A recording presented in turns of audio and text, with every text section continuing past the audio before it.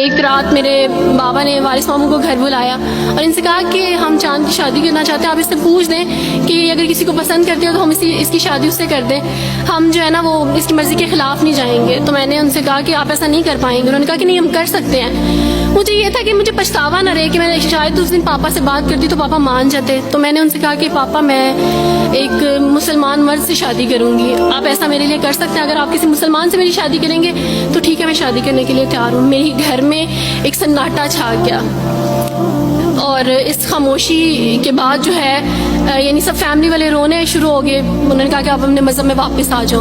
لیکن یہ ہے کہ میں دین اسلام قبول کر چکی تھی.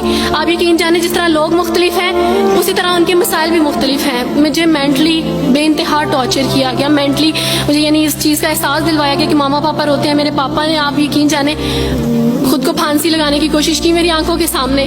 میری ماما نے خود پہ پیٹرول ڈال دیا اور خود کو جلانے کی کوشش کی میری آنکھوں کے سامنے.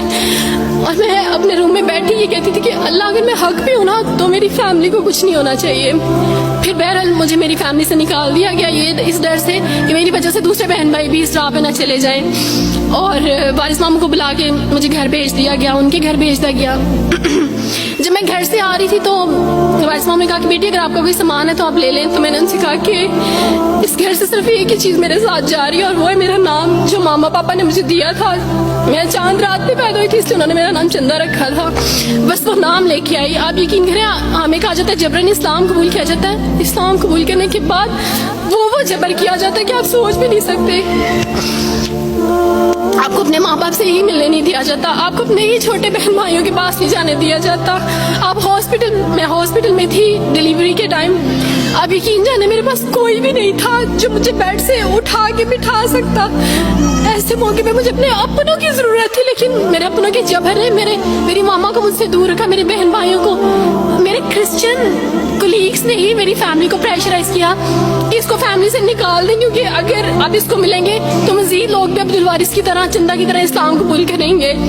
میں نا ہاسپٹل میں لوگوں سے کہتی تھی کہ مجھے بیڈ سے اٹھا کے بٹھا دیں, سیزیرین کے بعد میں اٹھ نہیں سکتی, میرا بیبی رو رہا ہے, کوئی مجھے بیبی پکڑا سکتا ہے.